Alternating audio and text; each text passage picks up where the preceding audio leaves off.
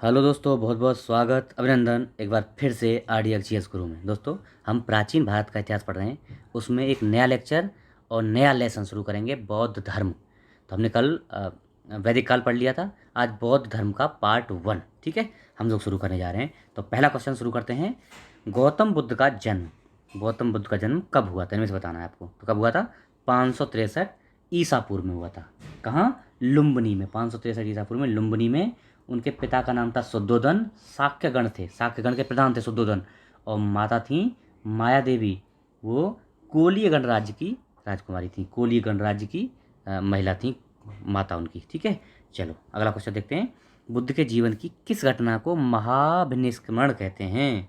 तो उनका गृह त्याग। जब वो अपना घर त्याग देते हैं तो उसी को महाभिनिष्क्रमण मतलब गृह त्याग को ही कहते हैं। सी ऑप्शन सही है। अगला, निम्नलिखित में से किस राजवंश के अभिलेख में इस परंपरा का समर्थन होता है कि लुम्बिनी शाक्य मुनि बुद्ध का जन्म स्थान था? इनमें से कौन बताता है? तो ये बताता है मौर्य। मौर्यों का ग्रंथ कौन का? देखो, थोड़ा सा इसको ट्विस्ट को समझना, क्या कहानी है। देखो, मौर्यवंशी है, अशोक का एक अभिलेख है, रुम्मनदेही अभिलेख, जिससे सूचना मिलती है कि शाक्य मुनि बुद्ध का जन्म लुम्बिनी में हुआ था। रुम्मनदेही अभिलेख, ठीक है। लुम्बिनी के बुद्ध के जन्म स्थल होने के कारण इसे अशोक ने जो है कर से छूट भी दी थी, इससे पता चलता है, ठीक है। तो ये मौर्य काल का हो गया अशोक, ए ऑप्शन हो गया। अगला, महात्मा बुद्ध का महापरिनिर्माण कहाँ हुआ था? इंपॉर्टेंट क्वेश्चन है, तो कहाँ हुआ था? Option C. कहाँ पे?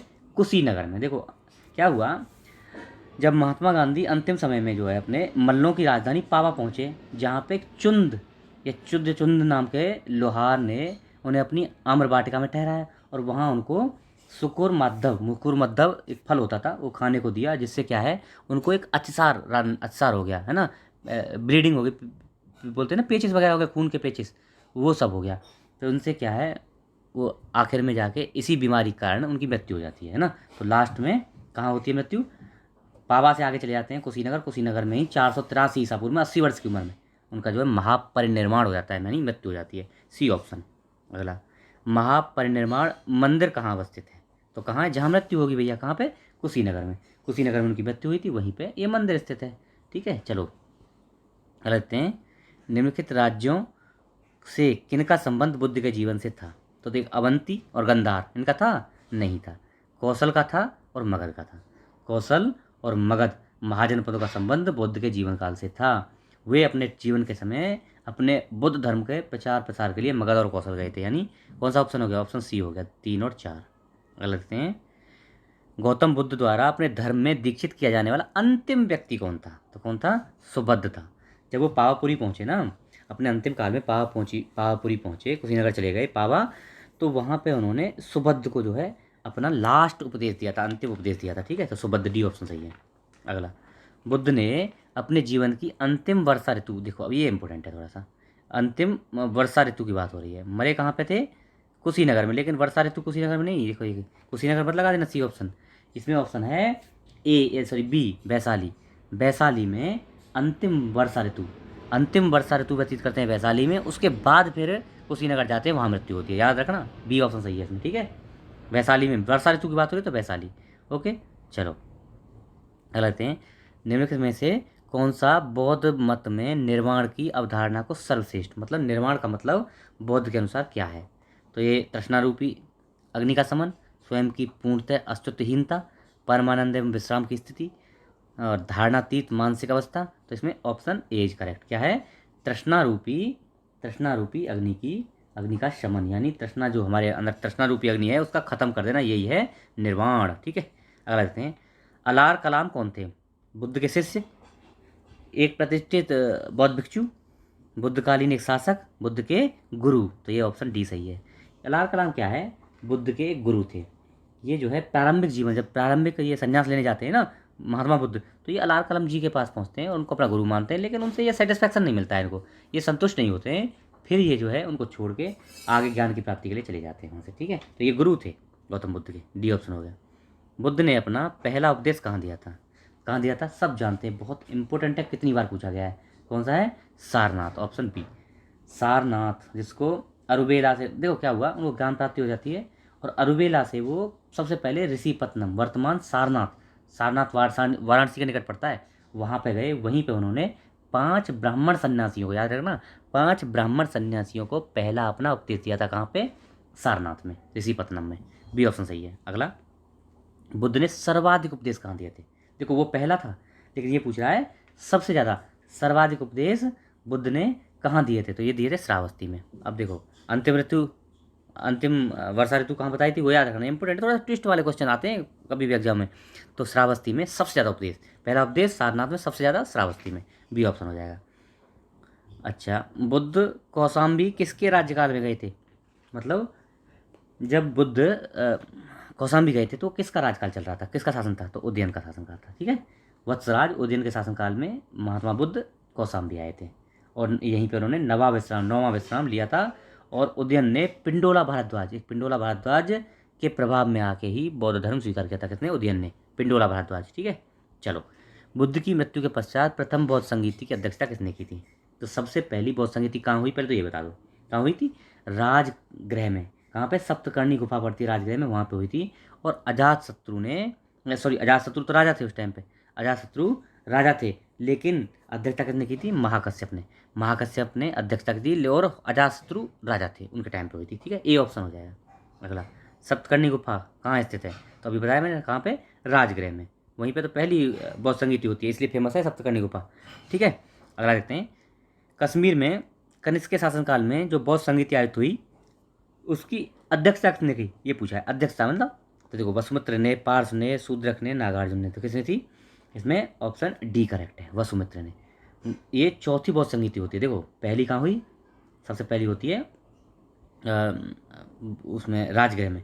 दूसरी होती है कहाँ पे? पाटलिपुत्र में। पाटलिपुत्र में तीसरी होती है, दूसरी होती है? आप लोग कमेंट बॉक्स में बताना। पहली तो इधर हो गई, हाँ ठीक है। दूसरी, एक मिनट अभी क्लियर कर दूंगा वैसे मैं। हाँ, चौथी जो बौद्ध संगति बात हो रही है ना, ये चौथी बौद्ध संगति होती है कुंडलवन में, कश्मीर में। यस, कुंडलवन कश्मीर में होती है। यहीं पे जो है बौद्ध धर्म दो पार्ट में बढ़ता है, महायान और हीनयान में। ठीक है, चौथी की बात कर लेते हैं, अभी मैं बताऊंगा उसको आगे, चारों के बारे में बताऊंगा आपको। ठीक है, तो डी ऑप्शन हो जाएगा अगला। बौद्ध धर्म की महायान शाखा औपचारिक रूप से किसके शासनकाल में प्रकट हुई थी? तो वही है, दो काल। तो किसके काल में? कनिष्क के काल में। कनिष्क के काल में ही बौद्ध धर्म जो है दो शाखाओं में, कौन सी? हीनयान और महायान शाखाओं में बट गया था। डी ऑप्शन सही है। अगला देखते हैं। निम्नलिखित 4 स्थानों में हुई बौद्ध संगीतियों का सही कालानुक्रम बताइए। आ गया ना, मैं जो बता रहा था वो आ गया। देखो, सबसे पहली कहाँ है? राजगृह में। किसके टाइम पे? अजातशत्रु के टाइम पे। महाकश्यप ने अध्यक्षता की। दूसरी कहाँ है? वैशाली में। पाटलिपुत्र में तीसरी है, वैशाली में दूसरी। किसके टाइम में? किसके टाइम में हुई है? तो काल अशोक के टाइम में। तो 2-1 हो गया। तीसरी पाटलिपुत्र में, किसके टाइम में? अशोक के टाइम में। और चौथी कुंडलवन में, कनिष्क के टाइम में। तो कौन सा हुआ? 2-1-4-3, 2-1-4-3 है कहीं? 2-1-4-3, देखो 2-1-4-3, डी ऑप्शन हो गया। ठीक है, हाँ, राजगृह, वैशाली, पाटलिपुत्र, कुंडलवन। ठीक है, अगला देखते हैं। बुद्ध के जीवन की 4 महत्वपूर्ण घटनाओं और उनके संबंध 4 स्थानों का नीचे 2 स्तंभ दिए हैं, उनको मिलाना है आपको। तो जन्म, देखो सबसे पहले पूछा जन्म। जन्म कैसे मिलाना है आपको? जन्म कहाँ हुआ? लुम्बिनी में हुआ। हाँ, लुम्बिनी में तो 3 हो गया, पहले में 3 हो गया, जन्म लुम्बिनी। अगला देते हैं। ज्ञान प्राप्ति कहाँ हुई? बताओ। ज्ञान प्राप्ति हुई है बोध गया में। तो क्या हो गया? 3 और 2 हो गया, 3-2 हो गया। चलो, उसके बाद ठीक है, निधन कहाँ हुआ है? कुशीनगर में।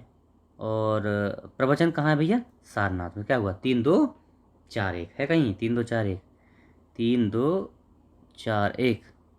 तो इसमें ऑप्शन डी हो जाएगा मेरे हिसाब से, है ना? 3-2-1-4 है, हाँ 4-1 नहीं 1-4, 3-2-1-4, 3-2-1-4, 4-1 नहीं 1-4, 3-2-1-4, यानी ये हो गया। Option C is correct, 3-2-1-4। Okay. भारतीय कला में बुद्ध के जीवन की किस घटना का चित्रण मृग सहित चक्र?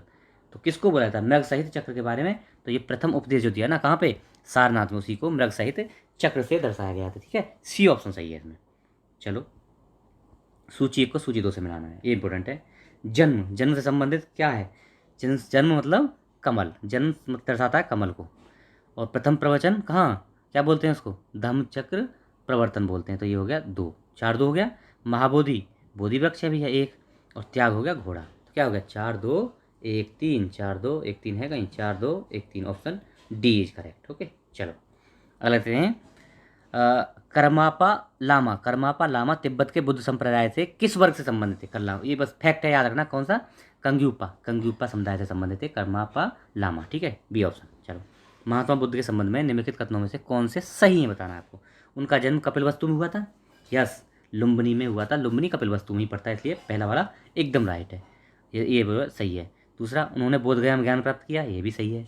उन्होंने वैदिक धर्म को अस्वीकार किया, एकदम राइट है, वैदिक धर्म को अस्वीकार किया था। उन्होंने आर्य सत्य का प्रचार किया, राइट है, ये भी राइट है, यानी चारों सही है। कौन सा सही हो गया?